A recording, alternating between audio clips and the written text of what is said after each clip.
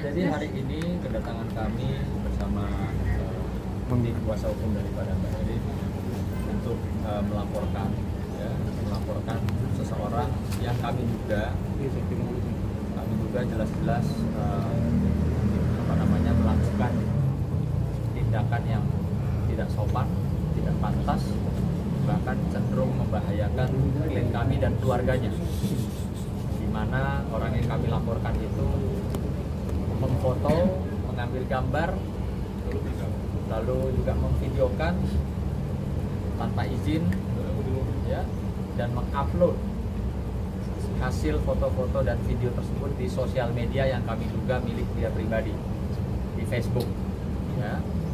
Adapun foto-fotonya itu nanti sebentar bisa di. Ya. Jadi udah laporan bang, udah resmi laporan bang. Udah resmi laporan. Ya.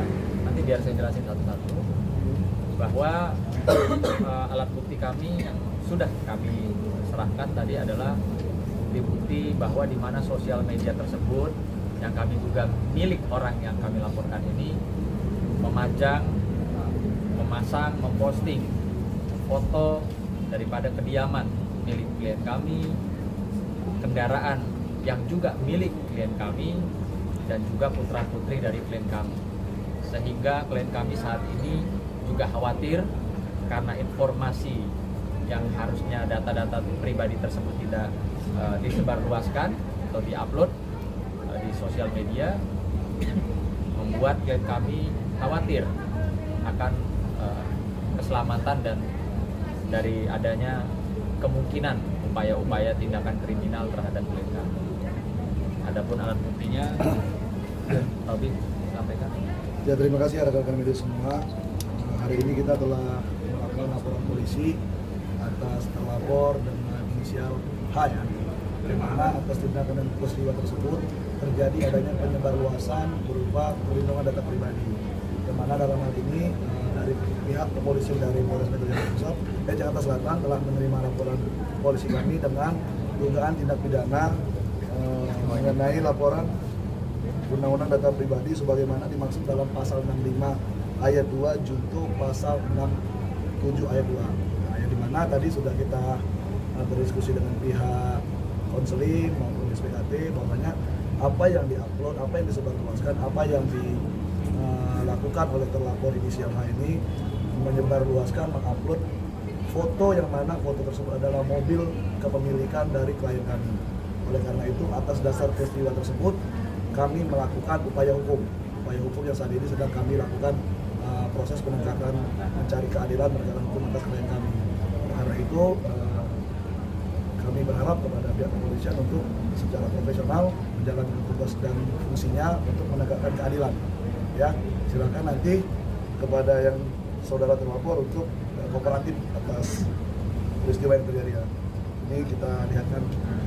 Kita taruh di blur ya, data pribadi klien.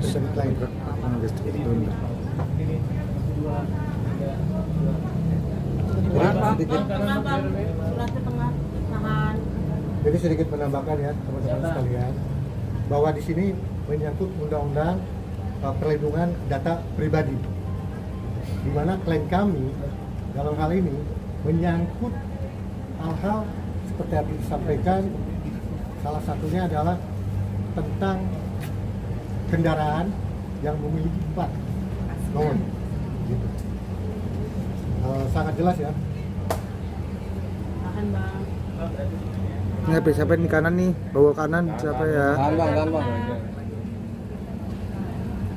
Oke, belok sini bang. Kiri bang. Baik bang. Kanan. Atas kanan bang. Kanan. Kanan bang. Sebelah sini bang, maaf bang, kanan. Oke. Oke bang. Lanjut bang. Pasalnya bang, Dan itu tadi diutarakan pasal itu undang-undang data perlindungan konsumen, pasal 65 ayat 2 untuk pasal 67 ayat 2 dengan ancaman hukuman berapa bang? ancamannya itu 4 tahun ya, dan ada denda Kalau tanda petik 4 miliar. Mbak Erin, kalau Dendanya 4 misalnya- miliar ya? Ya. Nah, berarti siap-siap nih buat dalangnya, siap-siap nih. Kalau sampai terbukti ada dalang di balik semua peristiwa ini, siapin aja duit 4 miliar sesuai dengan undang-undang. Mbak Erin, menutup pintu damai nggak Bu Erin? Karena nama baik saya sudah sangat terancam, amat tercemar.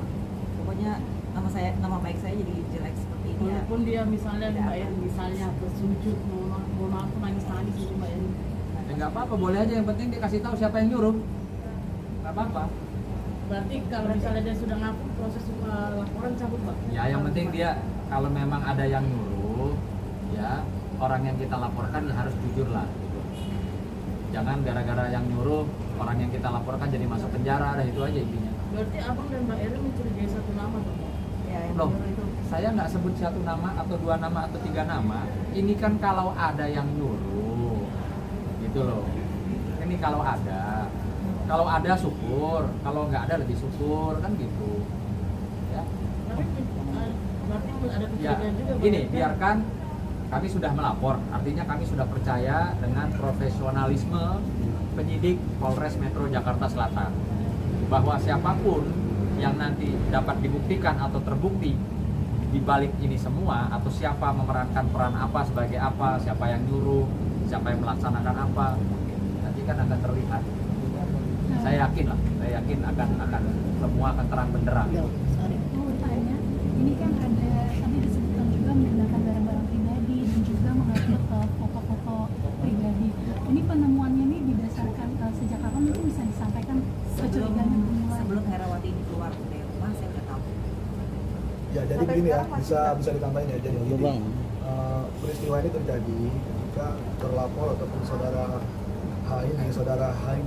H ini dia melakukan penguploadan ataupun penyebaran video tersebut melalui akun Facebook, yang mana objek yang diupload tersebut, objek yang disebarkan tersebut ataupun yang di videokan tersebut adalah objek data pribadi, sehingga menurut kami hal tersebut dilarang oleh undang-undang.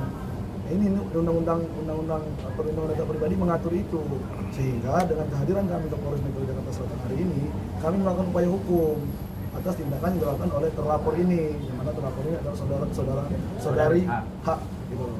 Jadi jelas peristiwanya ada, objeknya ada, korbannya juga ada gitu loh. Itu yang mengatur ya. Kak Erin kan tadi katanya udah tahunya sebelum Herawati keluar ya, tapi udah melakukan mungkin teguran atau ada niatan melapor sebelum Herawati keluar? Sebenarnya saya udah melakukan teguran ke yayasannya untuk diganti. Jawabannya apa? Masih dia pencariannya itu jadi nggak serius, pencarian penggantinya tuh nggak serius saya. Bahkan nggak jawaban dari Yayasan itu kalau nggak salah yang bersangkutan merasa betah ya. Iya. Tapi Kan sebelumnya ada- menyangkut ada anak-anak juga di upload, mungkin anak-anak sempat komplain juga nggak sih ke Kak Erin? Gimana mungkin Ya, tanggapan mereka? dia kesel, mama ini kenapa ya, maksudnya foto aku kan aku aja nggak pernah posting, lihat aja Instagram anak saya kosong gitu yang kecil kan, pokoknya ya friendsnya marah kan. Mbak Erin setelah ada pemberitaan, Apalagi ini lagi pakai baju rumah kan. Mbak Erin setelah ada pemberitaan ini Sedikit-sedikit makin menambahkan sulit juga nggak ya. Mbak Erin untuk mencari ART Mbak Erin? Sedikit menambahkan juga, salah satunya adalah memposting ya, kalau tanda petik baju anak dari Bu Erin gitu loh. Yang saya yakin dan percaya semua ibu ya, semua emak-emak juga dari Sabang sampai Merauke pasti tidak berkenan baju anaknya dipakai oleh orang lain gitu loh, Pakai dan diposting. dan diposting. Jadi ya, saya rasa wajar menegur hal itu gitu. Jadi gitu Mbak ya. Erin, Mbak Erin, karena pemberitaan ini semakin sulit nggak mencari ART, kan kabarnya juga ada yang mengatakan kalau Mbak Erin sudah diboykot dari yayasan-yayasan mencari Kalau ART. di blacklist tuh mbak dari yayasan-yayasan. Ini ya. Berarti nggak kesulitan lagi Mbak ya? Satu contohnya nih. Boleh diinformasikan Mbak Erin, ini baju siapa? Ini bajunya loh anak saya. Oh, baju yang Baju putri beliau yang paling kecil. Itu tadi saya katakan. Klien kami ini Bu Erin ini itu menjalankan apa yang menjadi naluri dan nurani dari seorang ibu yang saya yakin pasti didukung juga oleh ibu-ibu emak-emak se-Indonesia gitu. Bagaimana baju anaknya dipakai oleh orang lain. Dan Pasti nggak izin. cuma sekedar itu, ini Kenzi, putra dari klien kami ya. Iya, saya ini yang Agak naikin, Bang. Oh, dia. Anak pertama. Mana?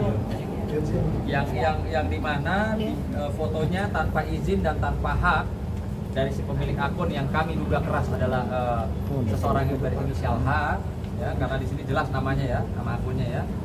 Nah, fotonya diupload di sosial media, di Facebook tanpa izin dan hak, lalu juga dengan caption, nemenin suamiku masak dulu, mana habis cukur rambutnya, gantengnya maksimal. Nah, pertanyaan saya, apa putranya klien kami ini suaminya orang yang memiliki akun tersebut gitu kan? Nah, ini kan jelas. Nah, gitu. Berin, tapi dari anak-anak pernah negur langsung nggak Pak ke hak sendiri setelah ada kejadian ini? Anak saya nggak tahu, jadi saya yang tahu. Tapi setelah ini udah heboh lah ya. Ini udah langsung berapa lama sih Mbak? Berapa lama sih? Tapi dia suka foto-foto gitu-gitu memang. Tapi anak saya cuman ya itu si mbaknya suka minta-minta saya foto gitu. Nah, ini contohnya nih. Ini contoh. Ini sudah berlangsung berapa lama? Dia tinggal di rumah itu udah 3 minggu, sekitar 3 minggu lah. Jadi sering minta foto, ya ganggu lah privasi kita. Tapi Mbak Erin sudah pernah menasihati jangan foto. Ya, itulah. Dan jawabannya dia. Ya, dia cuma yang Makanya kan atas dasar tersebut, dan kami minta pihak yayasan bertanggung jawab untuk mengganti. Mbak Erin, kalau Lova sendiri gimana yang bajunya dipakai itu? Bajunya sekarang gimana? sekarang sudah Jadi dibakar apa gimana? enggak ada. Tapi dia masih mau Buat pakai bukti. atau gimana? Enggak pakai. Mbak Erin, tadi sempat belum dijawab. Itu benar nggak yang katanya di boykot dari Enggak yayasan sih, Cahaya Air? enggak sih. Apa urusan? Enggak ada urusan. Tapi sudah ada pengendalian sejarah ini belum? Sudah diproses di bebek bobotnya? Iya, lebih hati-hati. Sekarang jumlah RT Baris ini ada berapa? Ada 3. Itu pengertiannya dari yayasan yang berbeda ya. Oh Ya, iya. kalau dipahami dari yayasan yang lain. Tapi ada statement dari yayasan yang sebelumnya mengatakan bahwa udah ngasih 3 kali orang tapi diganti. Enggak pernah sama sekali. Belum ada diganti sama sekali. Bang, ini kan laporannya berarti terkait dengan konten yang ruang privasi atau konten media ini. Nah, apakah laporan hari ini hanya itu atau juga somasi terhadap laporan yang dugaan penganiayaan itu? Oh, kalau somasi nanti mungkin Kang Erik pada yayasan ya. Jadi kami juga secara resmi membuatkan atau akan melayangkan segera somasi terhadap pemilik yayasan. Mungkin Kang Erik bisa baca. Perlihatkan nanti akan baca ini.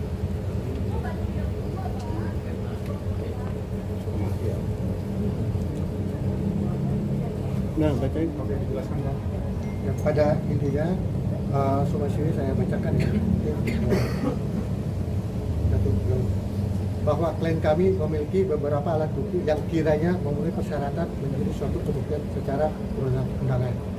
Yang kedua, bahwa sebagaimana dimaksud pada poin 1 di atas, adapun ditemukannya dan atau dapat dilihat di media sosial melalui akun Niada Manik 7 dan di beberapa media elektronik yang kesemuanya itu pada intinya secara tegas dan jelas serta terang benderang adanya suatu kalimat dan atau suatu pernyataan yang dapat diketahui oleh khalayak publik dan atau diketahui secara umum.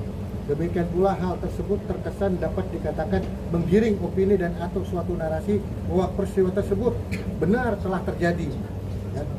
Dan ketiga itu bahwa sebagai maksud pada poin 1 di atas, kiranya sangatlah jelas dan terang benderang adanya bahwa saudari dalam hal ini yang kita somasi adalah yayasan dan pemilik akunnya ya, Ibu Niada Manik itu sebetulnya, bahwa sebagaimana dimaksud pada poin 1 dan poin 2 di atas, kiranya sangatlah jelas dan terang benderang adanya saudari memberikan suatu keterangan dan atau suatu pernyataan yang disandarkan dan atau diperoleh dari orang lain. Dimaksudkan saudari tidak melihat, mendengar, mengalami, mengetahui, merasakan sendiri langsung rangkaian peristiwa tersebut itu dimaksud, baik sebelum, saat, atau sesudah dugaan tindak pidana terjadi. Seperti kemarin sudah disampaikan di akunnya itu kan, bahwa seolah-olah terkesan bahwa itu sudah terjadi. Padahal klien kami sendiri istilahnya dipanggil aja dulu kan, gitu ya. Saya kira itu beberapa poin yang ada di poin yang ada. Nanti kami akan kirimkan ini. Bang, sebelumnya kan ada laporan dari Mbak Erin waktu itu terhadap akun yang menyebarkan dugaan itu penganiayaan itu. Tapi prosesnya masih berjalan atau enggak sih? Jalan juga. Ya mungkin satu ya rata dia semuanya. saya melihat peristiwa ini terkesan klien kita itu seolah-olah orang yang paling menzolimi ya. Padahal fakta yang terungkap juga, fakta yang terjadi, saudari H ini juga adalah orang yang ya patut kita duga menggunakan cara-cara etika yang tidak bagus juga. Apakah diperbolehkan dengan cara dia memposting? Itu kan data privasi orang. Jadi jangan seolah-olah semua orang melihat seolah-olah klien kita yang seolah-olah menzolimin saudari H ini. Padahal faktanya perilaku beliau juga menurut kita ada yang keliru-keliru juga gitu loh. Jadi ini harus berimbang gitu loh. Jangan di frame melulu gitu loh. Makanya kami datang ke sini, kami upaya hukum. Kami memberitahu bahwasanya apa yang dilakukan dari saudari H ini juga tidak layak juga berdasarkan aturan undang-undang yang berlaku. Cukup ya, Mbak Erin, ini kan H juga udah ngelaporin soal dugaan penganiayaan. Mbak Erin ketika nanti dimintai keterangan apakah siap hadir? Sangat siap sekali karena saya punya buktinya semua. Ya, sebagai warga yang baik, tentunya klien kami akan mengikuti mekanisme prosedur yang ada. Tapi perlu dipahami, gitu loh. Katakanlah yang informasi kami terima, gitu, mengenai penganiayaan, itu kan tentu harus terpenuhinya poin juga yang seperti apa. Apakah ringan, berat, bahkan menimbulkan kematian. Tapi pada kesemua itu, ya tentunya harus bisa dibuktikan dengan adanya yang pertama itu visum, yang kedua saksi, gitu. Ya, saya kira kami yakin dan percaya bahwa kepolisian Indonesia itu sangat profesional dan presisi dalam hal ini.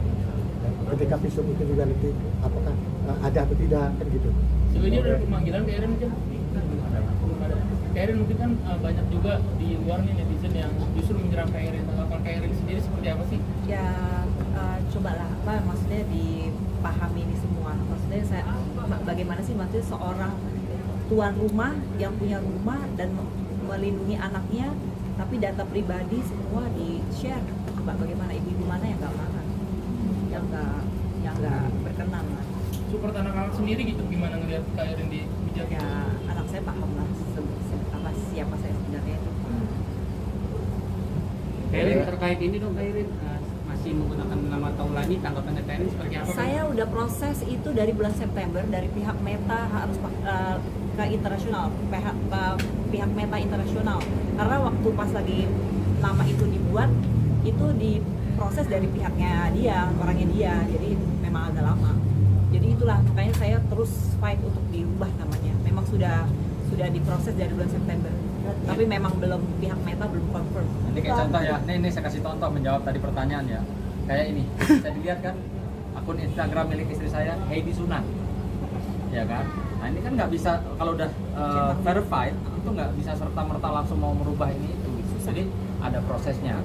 Bukan berarti klien kami kegilaan, kecintaan atau kepengen banget pakai nama belakangnya Taulani, betul ya? Betul. Itu loh, seperti itu. Jadi nggak perlu lagi lah ditanya-tanya soal itu, karena memang itikat baik dari klien kami sudah mengajukan untuk perubahan ya. Nah, akan berbeda kecuali klien kami tidak mengajukan upaya untuk merubah ya. Beberapa jadi di garis bawah itu. Jadi memang Kak Erin sendiri udah tidak pengen memakai. Oh tidak, sangat tidak. Jadi gini teman-teman. Tidak ada hubungan. Jadi gini teman-teman, ini dapat dibuktikan ya.